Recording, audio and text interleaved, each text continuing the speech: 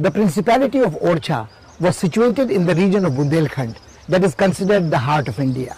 This is where the present-day states of Madhya Pradesh and Uttar Pradesh seem to have a confluence. In past, this place was densely forested, full of deep ravines, and this is where flows swift-flowing river Betwa. Natural protection was good enough, and no Bundela ruler ever felt the need to raise high ramparts or dig deep moats to protect the fort here. The fort at Orchha has an appearance very different from many other forts in India. It doesn't look like a military building, but a beautiful palace well protected. A really beautiful place to be around.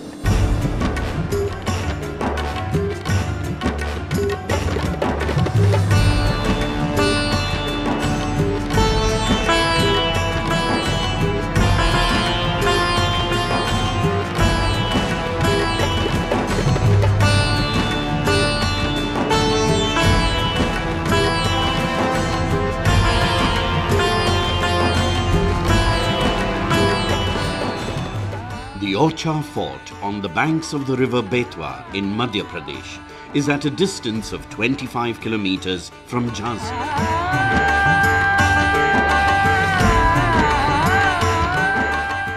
The town of Orchha is famous the world over for its palaces, temples and canopies built in a blend of Hindu and Islamic architecture.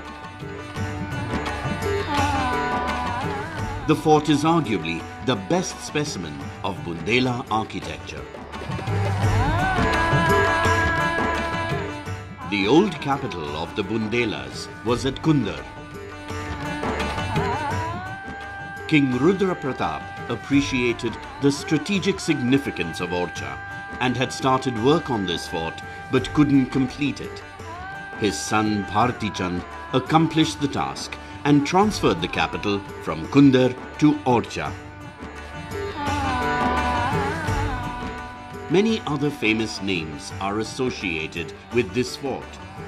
Among them are Madhukar Shah, a contemporary of Akbar the Great, and Veer Singh Deo, who was befriended by Jahangir.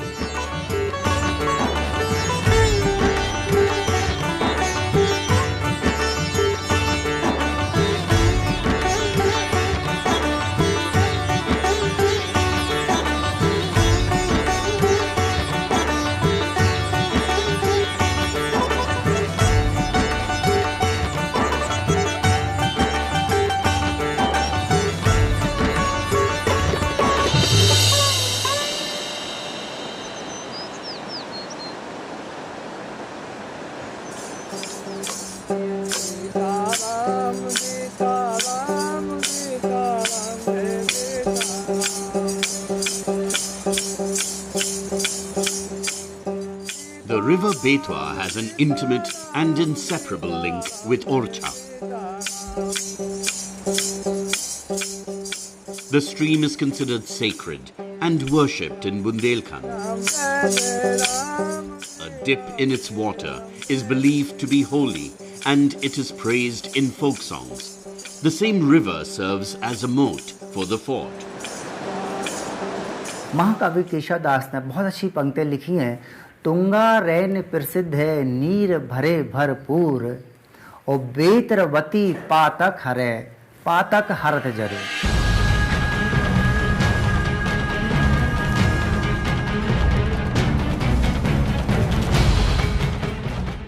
Bundelkhand is a rugged region covered by dense forest. That is the reason the fort was considered almost invincible. It was not thought necessary to raise tall ramparts or build high towers. The thick walls were built only to provide seclusion and privacy for those who dwelt in the palaces within the fort. The ramparts and the gates here are quite low.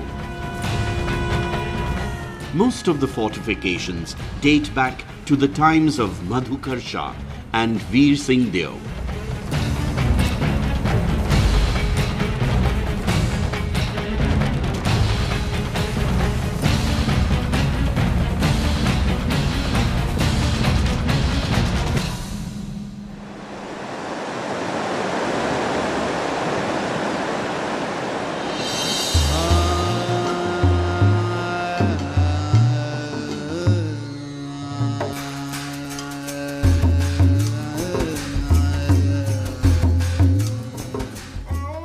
Chatrabhuj temple stands right in the middle of the town.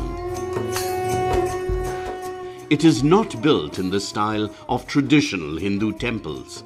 It reflects features found in different types of buildings. There are towers, recalling a fort, and domes and minarets that are encountered in a mosque. Legend has it that this was begun by Madhukar Shah and was completed by Veer Singh, who entrusted the job to a Muslim master builder.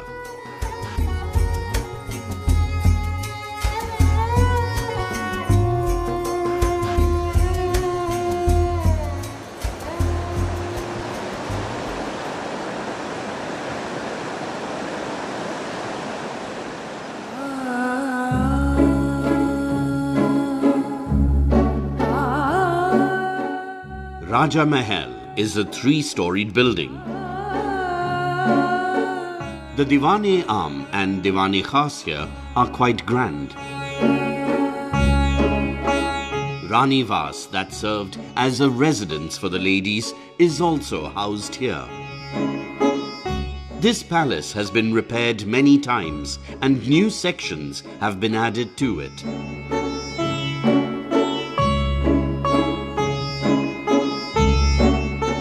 You actually have a boom in the construction of the forts, the enlargement of the forts, the kind of construction of the palaces, and generally the patronage of all of the arts at a time when the rulers have become Mughal mansabdars.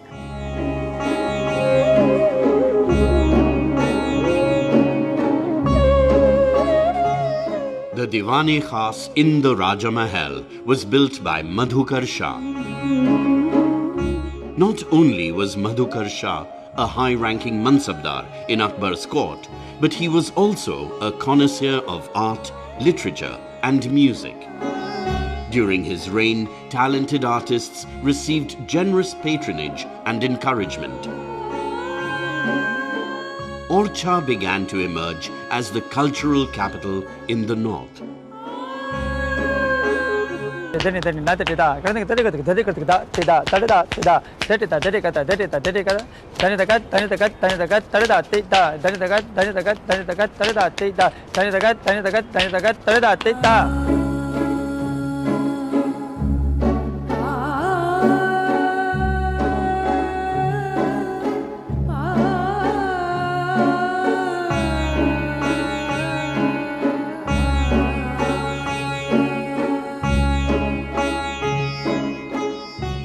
The interior of the Raja Mahal has many spacious courtyards decorated with beautiful pillars.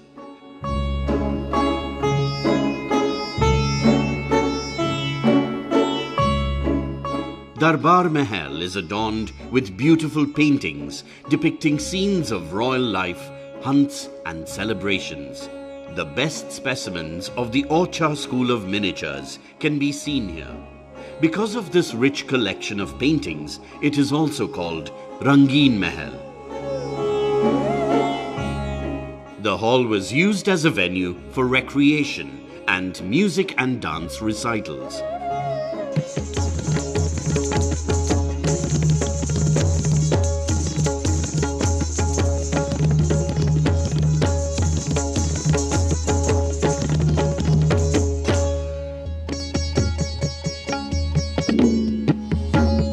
Most of the paintings in the bedroom of the ruler of Orchha create a romantic mood.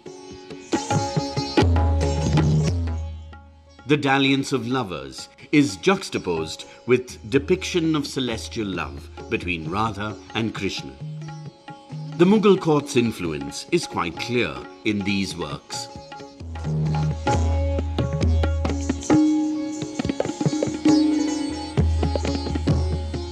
This huge profusion that we see of either secular themes, rag, raginis, Baramasa, or the events, lives of the kings, or even the sacred narratives, so many Ramayana, so many Mahabharata, so many Geet Govinds. This is something that actually is done by these various courts because they have seen the example of the very prestigious, profusely illustrated books that the Mughals had.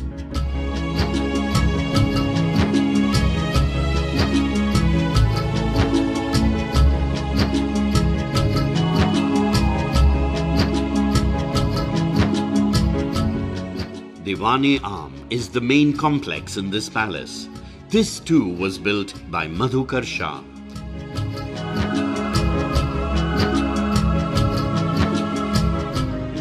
This was where the rulers of Orchha gave audience to their subjects and participated in festivities and celebrations.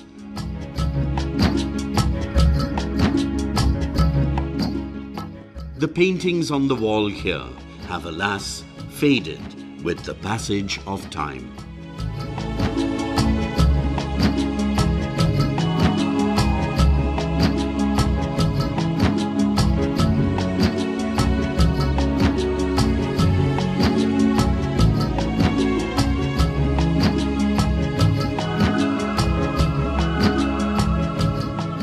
Most of the rulers of Orchha were far-sighted.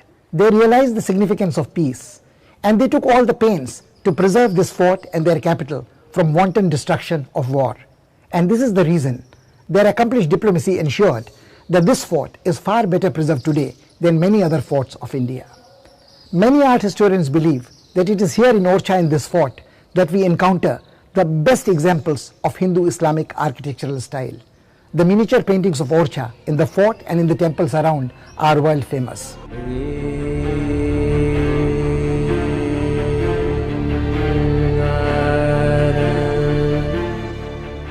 Orchha paintings are considered to be a separate school of Indian miniatures. All the colors used were made with natural sources, flowers and plants. These paintings belong to the Mughal period, but are quite distinct from the Mughal style.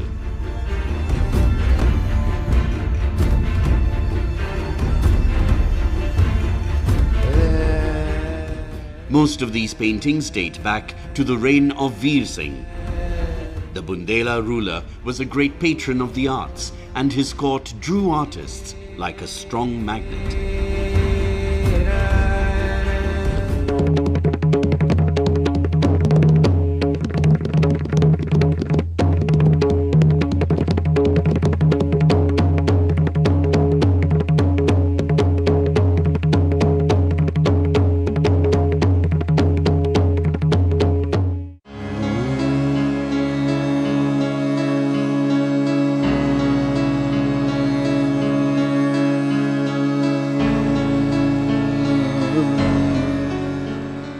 The Lakshmi Narayan temple was built by Veer Singh. It resembles a fort much more than it does a temple.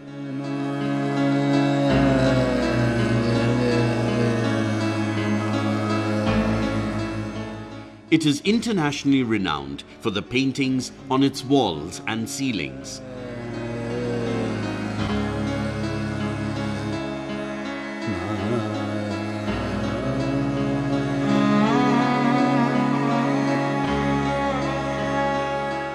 Besides images of gods and goddesses, scenes from Hindu myths and legends too are painted. The idea was not merely to entertain, but to also inspire. You will find that when a painting has to be designed to be put on a wall in an area of public access to the ruler, there is a lot of thought done in order to plan what kind of paintings, what kind of themes will be depicted in these kind of areas. And there is often a very strong symbolic component about allegories about the king or about the nature of kingship, the king's justice or his magnificence, which asks for certain kinds of paintings to be chosen to be depicted so that they create a kind of a frame for the figure of the king himself.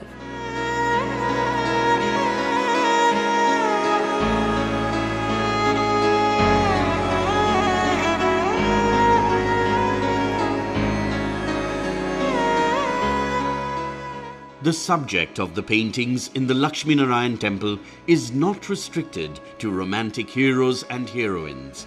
They also chronicle the historic events of the 18th and 19th centuries. There is a remarkable realistic portrayal of the British siege of Jhansi in 1857.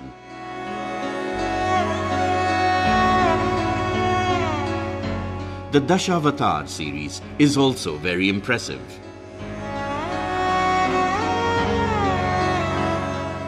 The Dashavatar, we have to also remember, has a strong political message, because it's not just about God, but it's about God coming down to earth to rescue people in times of trouble. And therefore the analogy between the acts of God as protectors of the people and the acts of these kings as protectors of the people is something that is commonly made.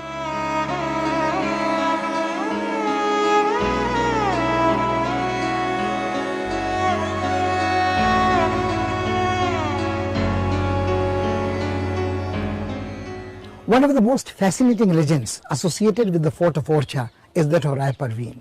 Rai Parveen was an extremely beautiful woman, a talented poetess and a dancer of great genius. She was the favorite disciple of the Hindi poet Keshav Das, who has composed Rasika Priya. Her fame reached the Mughal court and Akbar sent for her.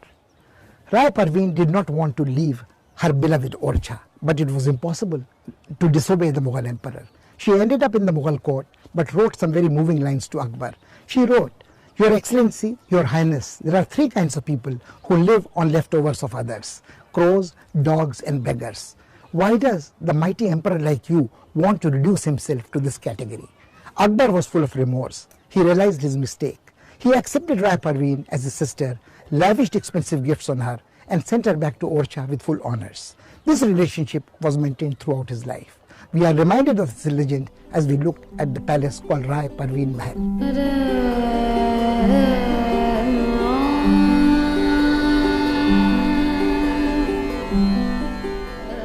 The palace of Rai Parveen may be small in size, but it is second to none among the many beautiful buildings in Orchha. Most of it is in the form of an open pavilion, and the space was used for musical soirees and intimate literary gatherings. It is reasonable to suggest that the beautiful Parveen must have been the source of inspiration for the painters in Orchha. Her story compels us to think about the lot of talented women in medieval India. A woman was considered an object of pleasure in feudal society. They led subordinate lives within the family, even in royal households. A woman like Parveen could make her mark only with the support of a sensitive consort.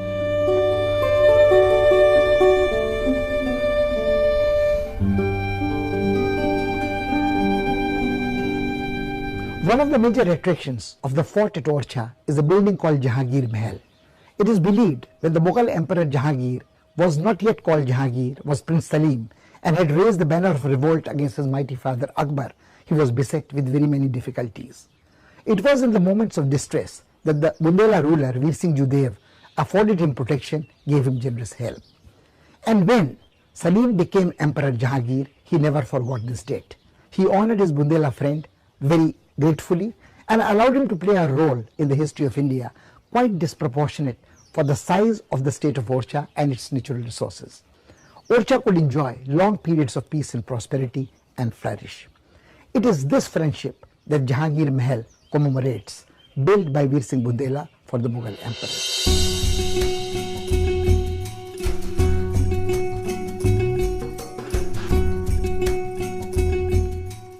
Jahangir Mahal, a witness to the friendship between the Mughals and the Bundelas, is famous for its harmonious architectural style.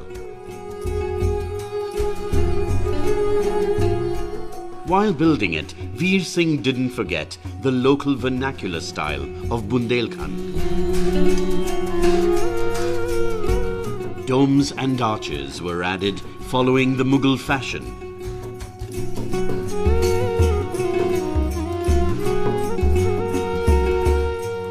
Carved stone screens in the Rajput style and the shikhar from the Jain temples were also included.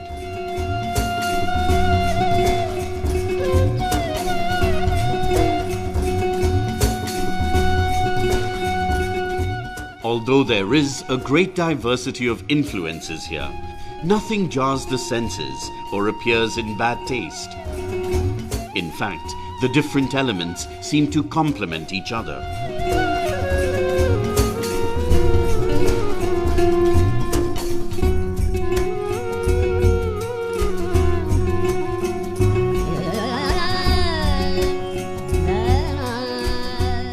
There is no incontrovertible evidence that Jahangir ever stayed in this palace. What is beyond doubt is that this palace is the best specimen of Bundela architecture.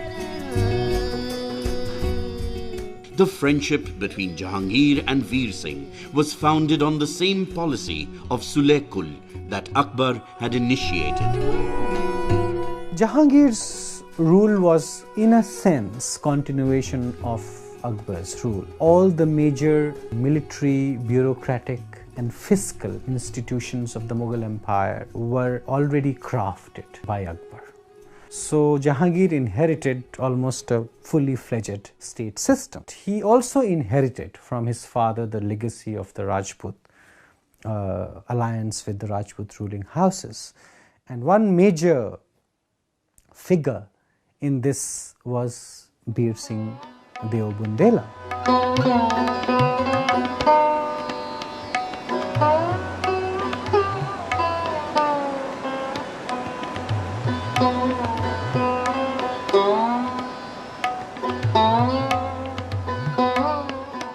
The Chhatris or canopied cenotaphs of Orchha are outstanding examples of Bundela architecture. Here, one encounters elements of mausoleums, palaces, temples and forts, all in one place. The last rites of the rulers of Orchha and the members of the royal family were performed on the banks of the Betwa river, and the Chhatris are built here to mark the spot of their cremation. The characteristic feature of Bundela palaces are domes and the Chhatris that bear triangular shikhars as their mark of identity.